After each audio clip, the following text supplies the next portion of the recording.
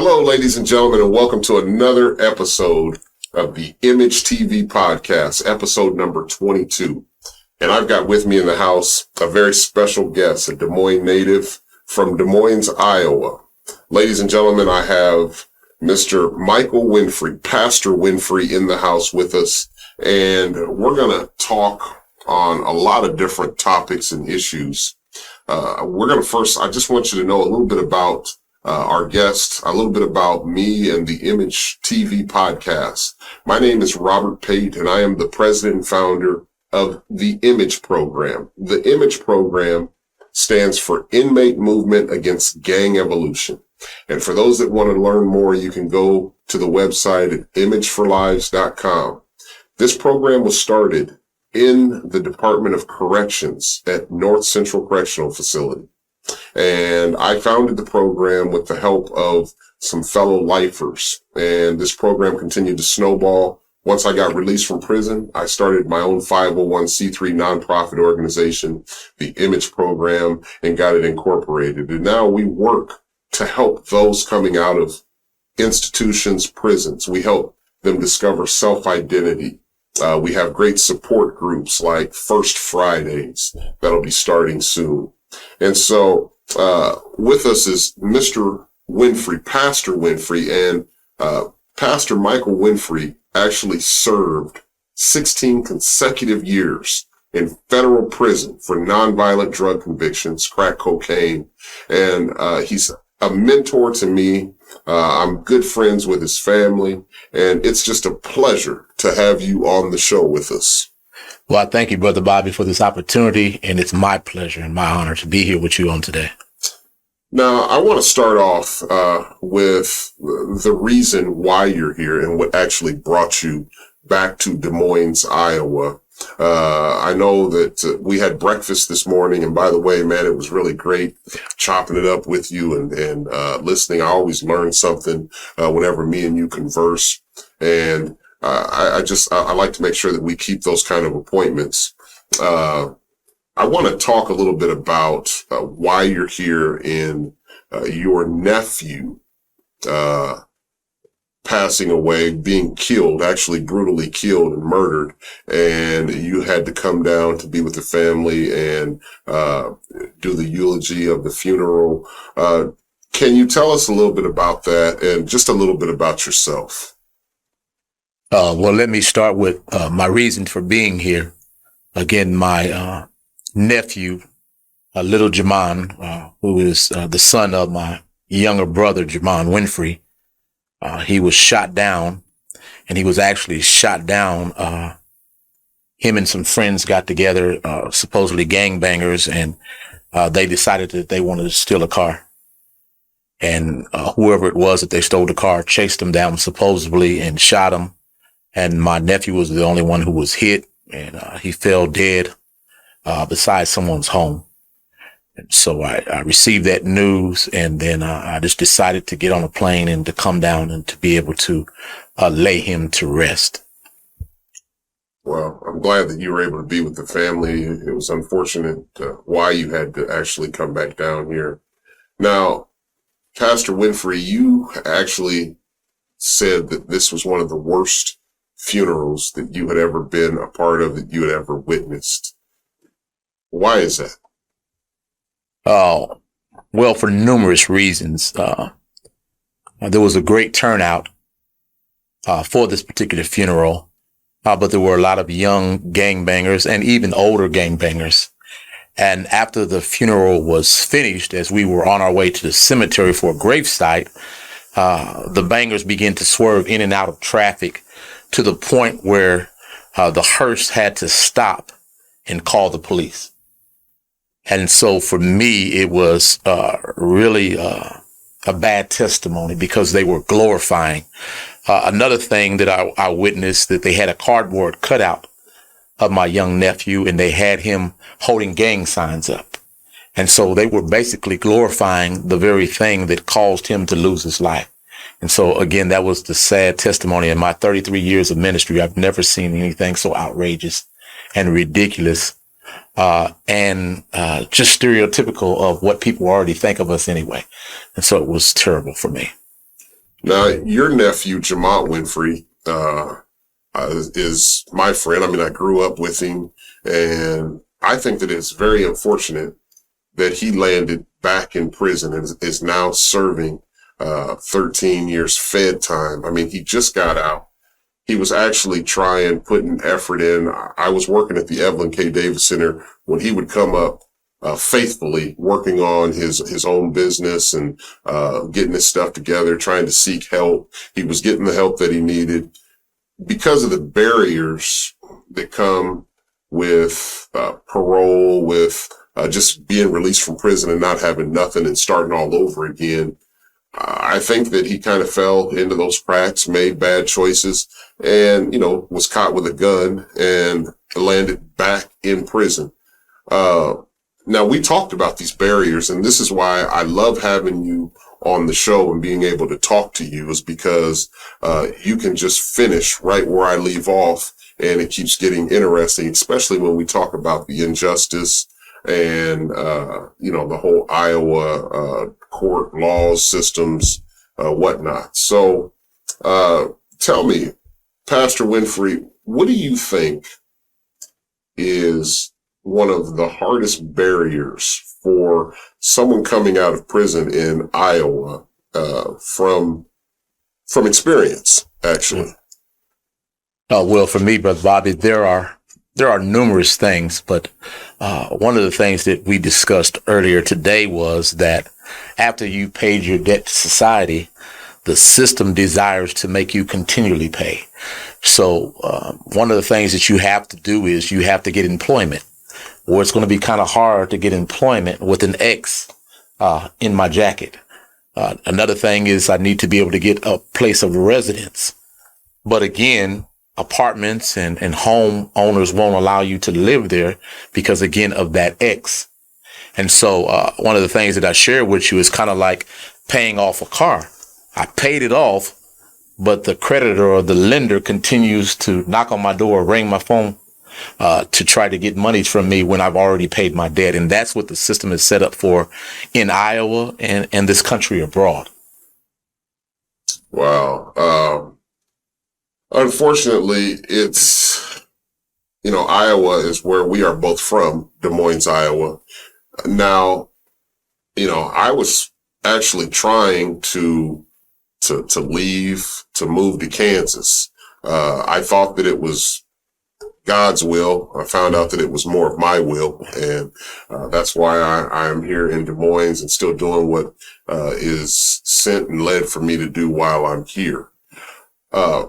But we had a very interesting conversation in that when a person is from Des Moines, Iowa, they've been to prison, they grew up in Des Moines, their success is when they leave Des Moines. Most of the time, you don't find success, at least from an African male figure that has been released from prison that has a lot of talent here in Des Moines, Iowa, or in Iowa, period.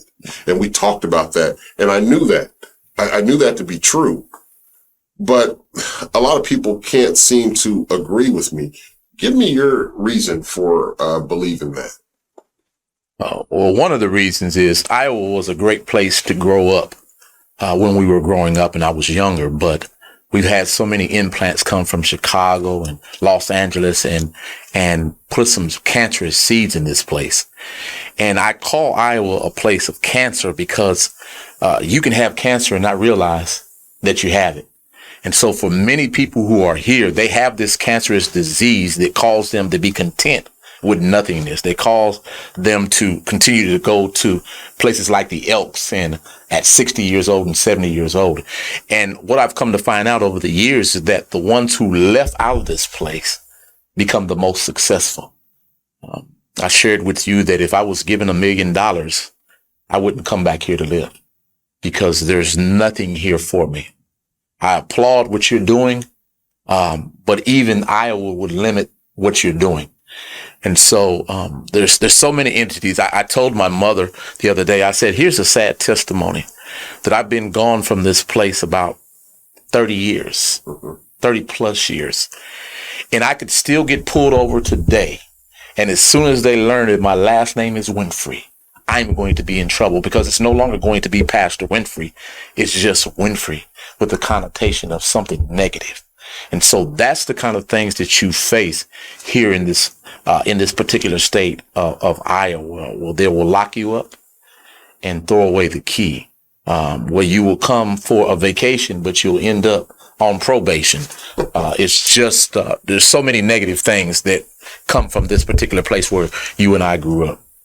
That's true. Now, one thing that I've been able to experience is that there's been a change in that justice system and locking people up and harassing people. That's changed a lot for the better. I'll give them credit, for that.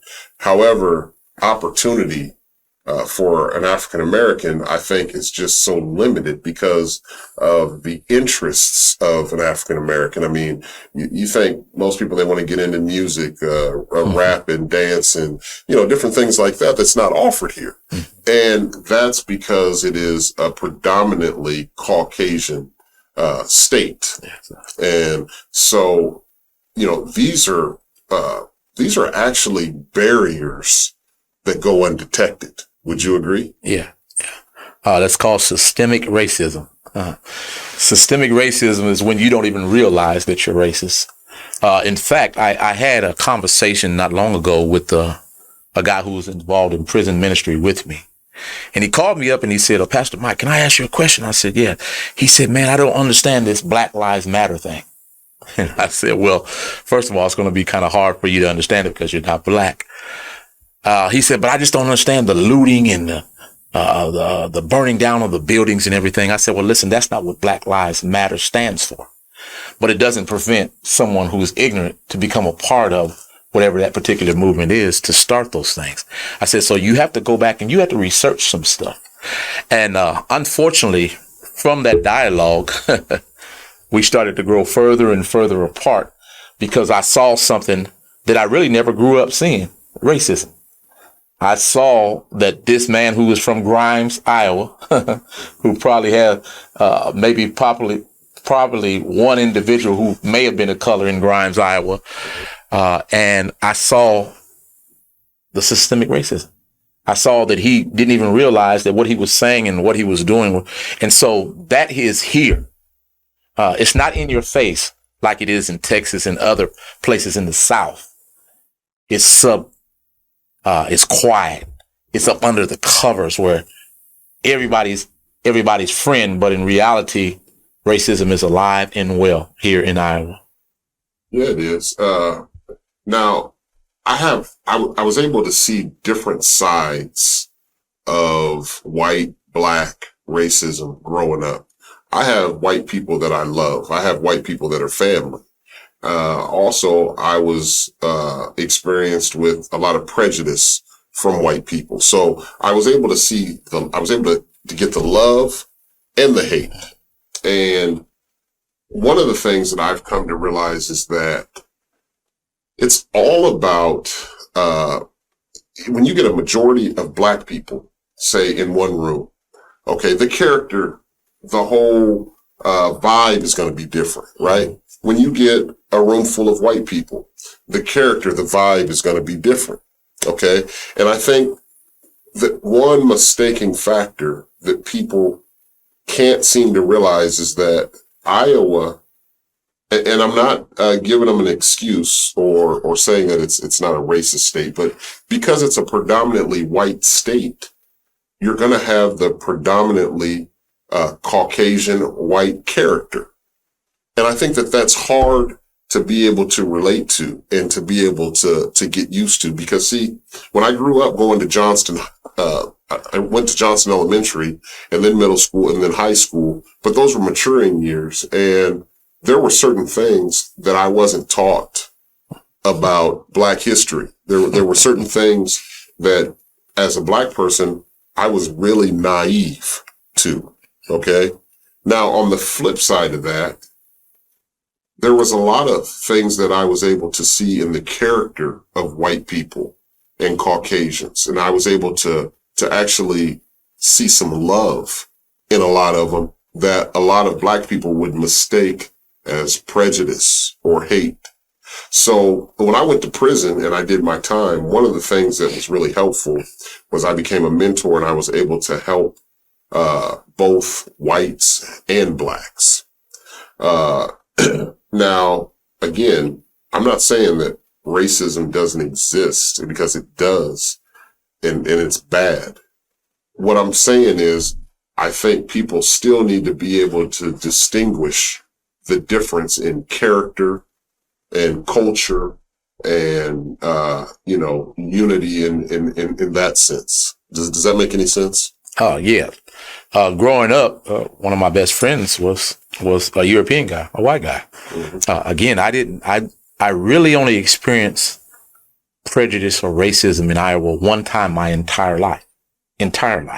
So some of my best friends then and even now are European or what we describe as white. One of the things that I shared with you earlier today was that sin doesn't know a color. It doesn't know a financial status. It doesn't know any of those things. And so what we're really talking about from a spiritual aspect is just sin. And sin is not culture based. It doesn't care how much money you make or the lack of money. And that's what it boils down. So when a person is prejudiced, when a person is racist, when a person is a drug dealer, whatever it is, it's based upon something that they really can't see or understand or grasp. It's a spiritual battle. And the Bible says that we wrestle not with flesh and blood. So my problem is not with white people. My problem is not with black people. My problem was with the sin that we live in. And so that's universal. It happens in Texas. It happens in California, New York, Davenport, Iowa, and Canada. It's all the same. But why then is it still, we talk about how racism is more hidden in Texas, or Iowa. More hidden in Iowa versus down south. Yeah. It's more open. Yeah. And, you having the chance to be able to live in Texas for how many years now? 25 years. 25 years. Yeah. So you've got the chance to really see the difference there. Personally, I think that that's just a big topic, and it's important, I think, for people to know, because there were a lot of people even in prison that were getting racism mixed up. They were blaming everything on prejudice, everything on racism, when they didn't really understand the difference, Now there was some of it that was there, but, we're just so trained to make up excuses sometimes when it's the opposite, race and call it prejudice. But my point, kind of circling back around now to people that are actually living in Des Moines, Iowa, and are not successful. African Americans, female African Americans. I think that it's limited, and I'm not sure if this is ever going to change. Definitely in my lifetime. We talk about ways to be able to help guys coming out of prison. We talk about second chances. Where are these second chances? Who's providing these second chances? They're talking about it more than what they're really doing about it, especially here in Iowa. And, we talk about, this bill that we are representing for lifers to be reviewed after 25 years. I went down to the state capitol and, I spoke up and advocated for this bill. And you would be surprised, there were these two blonde little prosecutors there, and they were contesting this bill. And their whole argument that they gave was how a sex offender went up and raped and brutally killed someone, and how that person does not need to be let out, and that's why they don't support that bill. I mean, that blew me away, because number one, the bill's not for everyone to be released. It's only for those who have changed. It's not for brutal sex offenders, or anything like that. The fact that there are people that are in prison that have changed their lives, that have done 30, 40 years, more than that, and they've turned into different people 2 or 3 different times, all nonviolent people. Would you agree? Oh, yes, sir. One of the things that this bill that you went down to present and to argue about is basically saying that everybody has value. Yes. I shared with you, what I did or what I do is not who I am. It's a byproduct of many things. It's a byproduct of my environment. It may be a byproduct of what I was taught or not taught as a child. And so there's many facets to that. But basically what we're saying is when we have a death penalty or when we have life with no opportunity for parole, we're saying that these people are useless, worthless. And so what we do in the judicial system is we base it upon our own personal preferences. Again, if it's my son, lock him up, throw away the key. But if it's their son, give him probation. He deserves another chance. And so when you're saying to individuals, I don't care how you change, how you transform, you don't deserve a second chance. What you really did is you've made yourself God. And so let's just look at some of the crimes that are looked down on. And so you gave an example of a pedophile. Terrible crime. Terrible, terrible. But it's no more terrible than you going over to Iraq and killing innocent children, men, women, boys, and girls. But we justify that because that was right to do for our cause. Or me putting you to death because 12 of your peers said that you were guilty of something. And what per se says that what happened if you weren't guilty? And they gave you the death penalty. You don't get another opportunity. You don't get a second chance from the death penalty. And so over the years, the covers or the blankets have been pulled off of the injustices in the system that have actually locked individuals up and thrown away the key, and they weren't even guilty of what they were charged for. So one of the things that I shared with you, I said, the problem is not the laws. The problems are the people governing the laws. Yes. They pick and choose. Somebody said one time that it's not a justice system. It's just us. As long as it's just us, it works out a different way. But justice is based upon my personal preferences. Again, if you rape my daughter, then in my own personal self, I'm saying, no. Kill him. He deserves life. He deserves that. But then when my son is the one who was the rapist, I'm saying, no, not my son. He just made a mistake. And so that's why there's inequality when it comes to a judicial system, because it's based on the person's personal preferences, how they feel about a particular crime. One of the other things that I share with you is one of the women who helped pass the 3 strikes law that allows an individual on their third offense to get 25 years to life. And then it came back and boomeranged, and her son committed a crime, which was his third crime, and it was for stealing a pizza. And he got 25 years, and she was screaming, she was hollering, and she was kicking, because now the very thing that she abdicated has come back and hit her in the head. And so that's some of the issues that we find in what's going on within our system that doesn't allow us to have the opportunity. Again, if I come back here to Iowa as a black man, I was already limited before I went to prison. I'm even more limited because of my blackness in Iowa.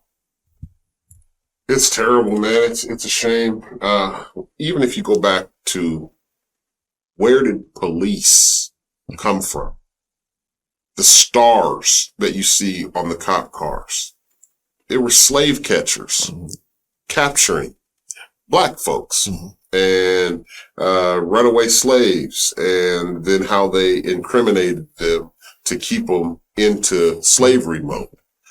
You know, I don't think America knows where police comes from, where the police officers, where this whole governmenting police comes from. I mean, it started off as a corrupted system to begin with. You know, they were looking to catch people. Police officers shouldn't be trained to look to catch people. You know, they're there to protect the public. And I think that there's still confusion right now in this, because if you look at how they've manipulated the laws, how they've been taught to, you look at the district court, then you look at the Supreme Court, you know, and you look at the appeal courts. You know, why would you have to go jump through all these different hoops and everything be so different? You know, right is right, wrong is wrong. They're using case law, manipulating case law, to be able to write law. And just keep this whole negative injustice system going. And I think until we actually start looking at the problem, and identifying these problems is when we're going to get some change. Again, I agree with you. When we look at the history and one of the problems with us as human beings and even as this country is that we don't research the history. We join a cause without realizing where the cause came from. And so, it started hundreds of years ago, recapturing or capturing plantation slaves who have gotten away. Well, guess what? 400 years later, they're still doing the exact same thing. They're capturing the same individuals, does not have the ball and chain or you can't whip them anymore. Yeah. However, but there's other ways that you can whip them. There's other ways that you can beat those individuals down. And so one of the problems that we have here in America, and I want to make this crystal clear, when I make certain statements, I'm not talking about everybody. When I talk about racism, I realize that everybody's not racist. I realize that everybody doesn't do wrong. But when I make certain statements as a whole for this country, one of the problems with this country is that it has never acknowledged its wrongs against our people. And so if you had us enslaved 400 years ago because you brought us from Africa to these Native American shores that you took from them, and you've never taken the time to acknowledge that wrong, then it perpetuates itself. It continues and it continues and it continues and it continues. And the truth of the matter is it will never leave. Well, even if you go back to the character, like we talked about earlier, normally the character of a black person is there's criminal activity just kind of in the nature of it. You know what I'm saying? So when they came up with this, incriminating, slaves now to keep them captured under the criminal law, that was already a part of our character. You see what I'm saying? So as we look 400 years later, we didn't change the character of the law, of where it originated from, and still capturing these people. You look at the stereotype right now. A police officer drives down a neighborhood. Well, what's the stereotype criminal? Mexican or black man, pants, sagging down, hat, kind of walking with a swag. Suspect, right? Well, I mean, you go back to the character, that's a lot of the African, culture nature is maybe to be more dressed, relaxed, especially if you're a male. I may kind of be getting a little bit off text with what I'm saying, but I think you get the point. The point that I'm trying to make is that I've been able to see the character traits in people and people judging people based on those character traits. And now we have a law that goes back years and years that was based on these character traits of African American and their behaviors. And I just think that, now I'm not saying that, there's any excuse for someone going in the store, robbing somebody at gunpoint. Yeah, those are violent acts and a person has to be punished for that. But what I'm saying is that wasn't the average Caucasian's behavior. You see what I'm saying? Well, I'm going to disagree with you. Okay. That's what I've dressed like this almost all of my life. And so I may be able to go into Macy's and walk around, possibly shop without anybody looking at me crazy, because I'm dressed like this. But a few years ago, I was, going home from work, to pick my mother up and take her to get something to eat. And I pulled in front of my home in Texas and, honked the horn and turned around to head back the opposite direction when my mother came out. Unbeknownst to me, there was a police officer sitting on my street with his lights off. And so my first question was, in this suburban area that is now 65% African American, well-to-do individuals, first of all, why are you sitting there with your lights off? And so he puts his lights on. And I say, well, maybe he wants me to get out of the middle of the street. And so I pull over to the side. And he comes up and he knocks on my window and he says, can I see your driver's license and your insurance? And I said, yes, sir. And I said, but can I ask you a question? Why did you pull me over? And he said, because you honked your horn. I said, so you pulled me over for honking my horn outside of my own house for an 80-something-year-old woman who's about to come outside? And he said, yes, sir. So he goes and runs my license. Of course, everything is crystal clear. And he comes back and he says, Mr. Winfrey, do you have any questions for me? And I said, no, sir, because I realized there was none that I could ask that was going to prevent me from going to jail. And so I said, if you would have written me a ticket or whatever the case, what would it have been for? He said, disturbing the peace. And so you have to understand that a lot of this is taught in the system. Racial profiling is taught. Everybody who pants are sagging is not a criminal. There's some 4.0 students whose pants sag because it's cool in your culture to have your pants sag. It has nothing to do with being a criminal. And then the other thing that you spoke about, the robbery and these things that happen, most times in cases of robbery, it's individuals who never had an opportunity in life. Mm-hmm. It's individuals who aren't afforded the right jobs or can't go to the right schools because of who they are or where they grew up. And so they said, well, since I can't get it the right way, let me figure out how to get it the wrong way. And so when you were speaking about my brother has been back 3 times trying to do it the successful way. But so many roadblocks in front of him that says, listen, well, if I have to go through all this, then I know how to get this. So let me do what I know how to do. And so until we start dealing with the problems and the real issues of why individuals do what they do, it's a continual cycle. It's going to continue to go on and on and on and on. Ladies and gentlemen, you're tuned in to the I.M.A.G.E podcast, episode number 22. We've got Michael Winfrey in the house. Pastor Winfrey. He's joining us. He's back in the DMI from Dallas, Texas. We're going to go to a quick commercial break. When we come back, we're going to talk more on Rap Session in Des Moines, Iowa. We'll be back after these messages.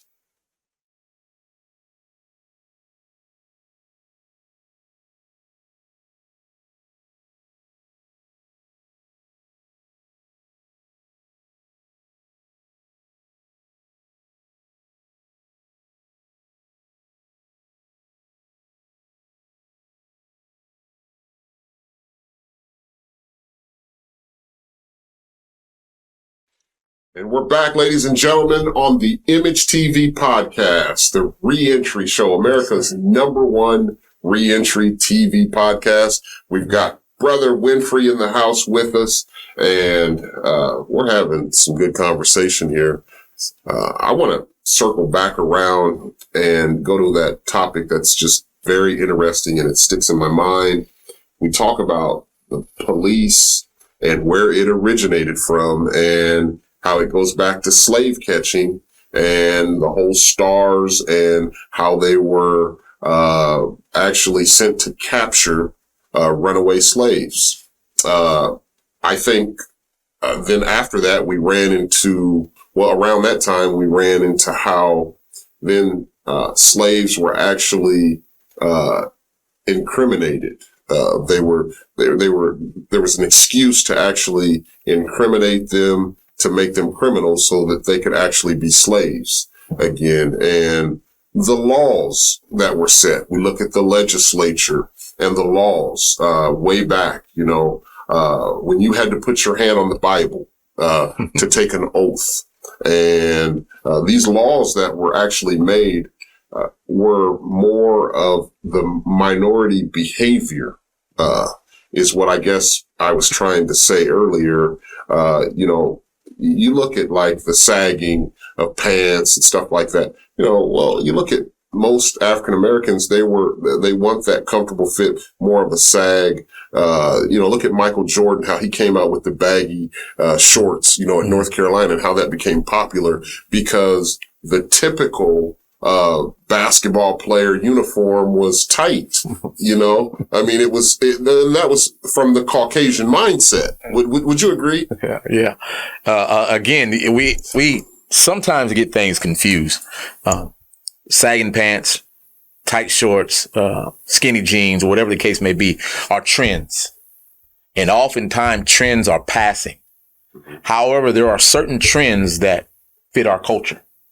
And so when you see sagging, it fits our culture for whatever particular time it is. But if you research sagging, that didn't start with our culture. And so go back and look at pictures of farmers who had these bib overhauls that were sagging.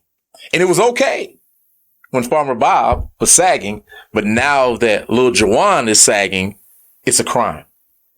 And so if I can make my pants sagging a crime, and I realize that most African American teens and some adults are sagging, then I've created a way to get them back into the system.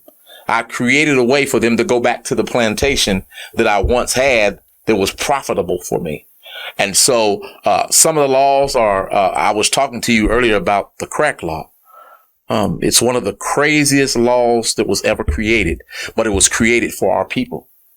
And so freebasing has been going on for hundreds and hundreds of years. And so they came up with this fancy term. They called it crack because people were adding ether and other chemicals to it. And then anything that was found as hard, then they called it crack. But they realized that it was in our communities. And one of the things that I shared with you is about sin is that even though you thought it was only going to be in our community, it went to your community. Mm-hmm. And it went to this community. And so then you created a law that said that if Brother Bobby sells this hard substance of cocaine, because all it is cocaine when you get through, that instead of giving him 5 years, I'm going to multiply it by 100 times and I'm going to give him 50 years. Yeah. And that was given to you. However, your counterpart, John, who worked with you on the job, got caught with 5 kilos of powder and he got probation. And I'll tell you, even today, they say that they have changed that law, and they have. In federal court, there's some difference, but even at the state level, there's still not much of a difference because now, if you look at methamphetamine, okay, they're giving most of the people from those convictions a third of a third off their sentence. Off the top, people are pleading guilty or getting a third of a third for methamphetamine. Crack cocaine, subsequent offender, oh man, it's 1/3 mandatory, And, so there's still a lot of unfairness that's going on. Now, with the pants sagging, I will say this. I am not a fan of people sagging their pants and looking at their underwear and they're behind. I think that that's very unprofessional. So, I'm not agreeing with the fact that sagging is cool at all. However, the point that I was trying to make was that, a comfort fit, versus the tight snug was just something that, I think more African Americans were kind of trending to, because that's more of their character. Mm-hmm. And, and it just goes back to using these character traits. I think that gets things so confused, with our growth, with our world. We get a lot of things mixed up with racism and prejudice. And, I think that when we identify these problems and then attack them, and then execute them, that's when we start winning. Like these bills that we can write. I mean, anybody can write a bill up. And how many bills need to be wrote and taken down to the Capitol right now to be supported? Oh man, there's hundreds of them, but there's nobody to step up and stand up to do it. And I'm here, on the Image, program, Image TV podcast. And man, I'm ready to get this thing started, but I can't do it by myself. Well, again, one of the things that you're talking about, again, the problems are not the bills. They have hundreds of thousands of bills that are being passed, even without our knowledge. And then we drive through a particular town, not realizing that they passed the bill last night that's going to send me away for half of my life. So the problem is not the bill. The problem is the incorporating the results of that bill. It's quite obvious. One of the statistics that I showed you is that it costs $50,000 or more to house a federal inmate. It costs about $12,000 to send him to college. So why are there not more bills to educate individuals than there are to incarcerate individuals? Because again, you have to remember that the incarcerated individual, black, white, Hispanic, is a product. These are individuals that I can have building stuff for the government and pay them nothing or pennies. So they are a product of a system that needs to be changed and transformed. So one of the great things that you have is you're desiring as a nonprofit to be able to transform lives. Well, even the problem with that is that the monies that are given, the grants that are given, the funds that are given, they will bypass you. And they'll go to Bob over here, who's not even going to use it. Or he'll be way out in Jordan Creek.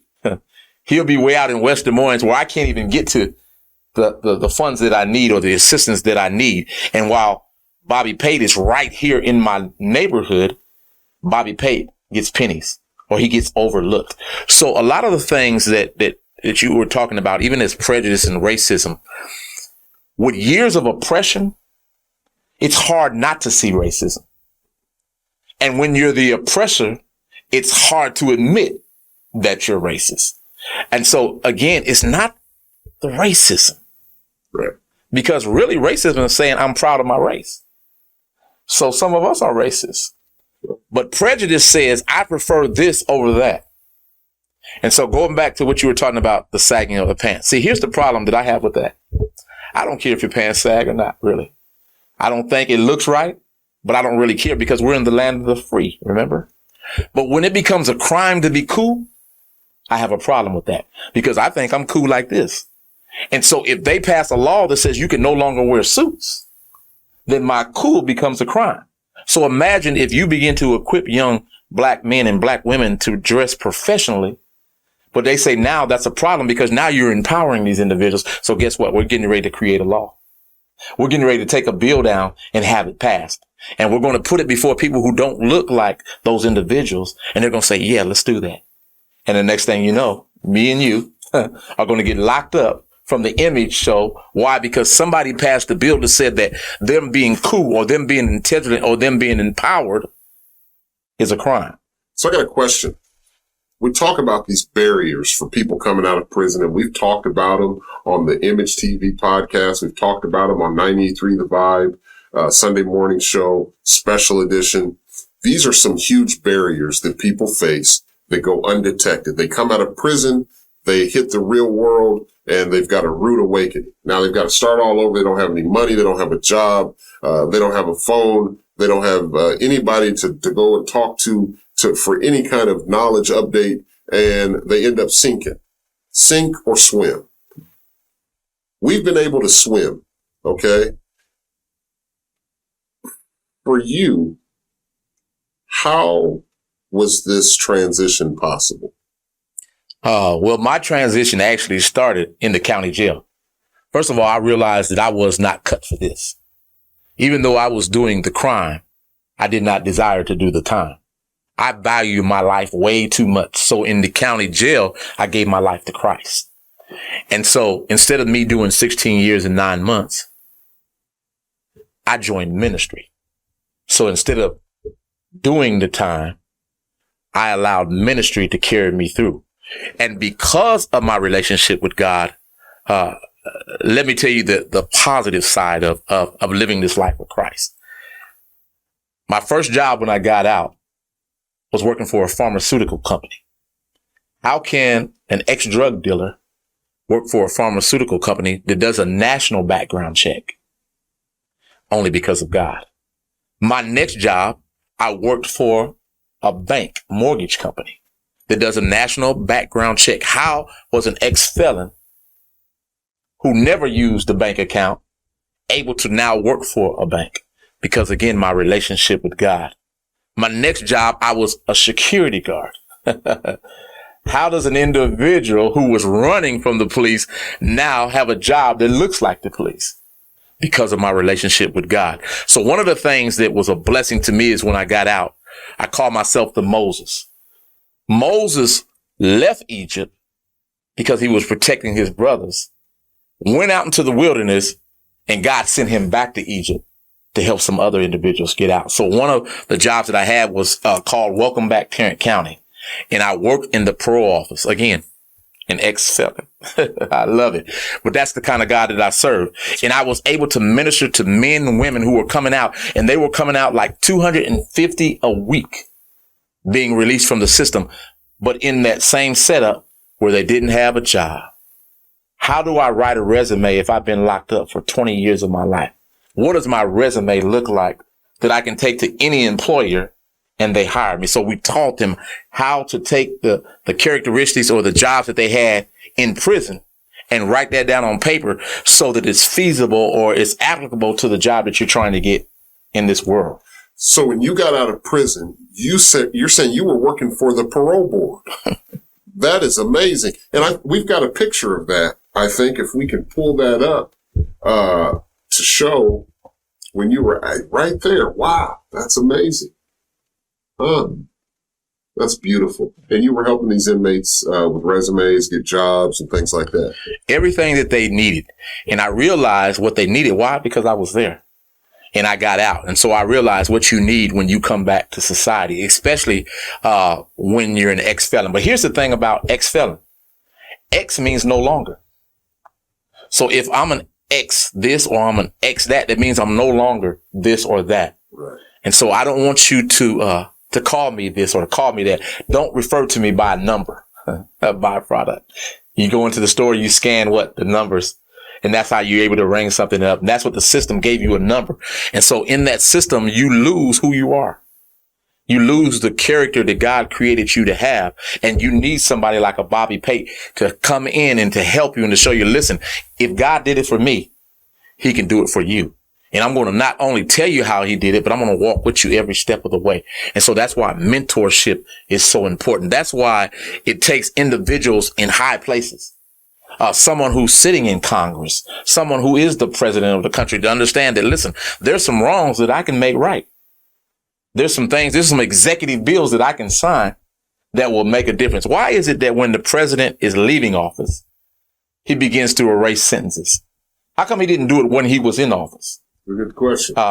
And so these are things that he can fix. These are things that individuals in particular positions are. And I think the sad testimony is how that's going to happen is when it lands in their backyard. You see, as a Congress person, I'm not concerned about the individuals that I locked up. Even though they were my constituents and they voted me into office, I'm not concerned about them because they're no longer a part of this situation. But as soon as it comes knocking at my door, then I will be the voice of the reason that says, listen, we have to change this situation. And I'll tell you, on another note, a lot of people don't realize that when a criminal or someone that has committed a crime is sent to prison, 90% of the time, there's a high 90% of the chance that these people are going to come back out into society and be your next door neighbor. Now, because we locked them up doesn't mean that they're locked away forever. What are we going to do when they come back out? Are we going to be able to help them, to support? They're going to need help. They've been gone now for 5, 10, however many years. And now we have to rehabilitate them.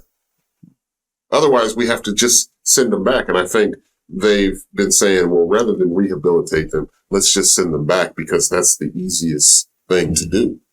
Ladies and gentlemen, we are out of time. We want to thank you for tuning in to the I.M.A.G.E TV podcast. This has been a sensational series. This has been a great episode, and Pastor Winfrey has just really put a lot of spark into episode number 22. There's a few people that I would like to thank right now for all of their help with the I.M.A.G.E TV podcast, with the whole I.M.A.G.E movement, with the I.M.A.G.E program, and with helping Robert Pate. Ken Silver, first of all, the outside sponsor of the I.M.A.G.E program. Ken was very ill. He's feeling a lot better now, and he's moving around. So that's a major praise. and we're thankful to have Ken feeling better. And then Marvin DeGier. Marvin has been just an excellent director at the Evelyn K. Davis Center in the past. Of course, I don't work there anymore, and neither does he. We have both moved on, but his leadership has been just a great experience for me. It's helped me a lot. And so I want to thank him and Deidre DeGier, his wife, who is also an excellent, highly respected female activist in the community. She's probably one of the top female African Americans in Iowa that is actually suited and educated on stepping in and making dramatic change. She has that type of manpower. She has that type of brain. She has that type of mind. She ran for Secretary of State and came up short, but she still shocked the whole state of Iowa and America for that matter, because she made history in a lot of different ways. And then Rhea Spigner with KCCI News Channel 8. Rhea Spigner has been a good friend of mine. She's always been very supportive in the Image program and the Image TV podcast. And Marcus McIntosh, again, has been another great help to the Image program. He's been there since day one. Caldwell Banker. They are real estate. Caldwell Banker is new, and they're new to the Image program, and the program is new to them. And so as I plan to continue to educate myself in real estate, Caldwell Banker deserves those props. And then Pastor Bell, Pastor Ben Bell, has also been a great help and support with the Image program. He runs the transitional housing and helps out with that, both him and Keith Meeks. And so, that's a great asset for people that are coming out of prison. They need a place to go. And then we've got Pastor Brooks, Pastor Andre Brooks. Now, this man is really been kind of a surprise to me, because I started attending his church and I was very shocked at how genuine and how real and, just direct he was. I can really relate to his preaching. So Pastor Andre Brooks, we give you a shout out. Keep up the great work. And then we've got Grizzly Clean and Elijah with Grizzly Clean. They are doing a great job. It's a Spanish-owned detailing shop. They also do a lot of commercial cleaning. And Brian Lee with Doc's Lounge. He's been a great supporter for the Image program. He's helped out in so many different ways. Brian Lee, we thank you and your family for your support. Ladies and gentlemen, we want to thank you again for tuning in to the Image TV podcast, episode number 22. And Michael Winfrey and Robert Pate. And we're going to say so long, and we'll see you next time. It's a wrap.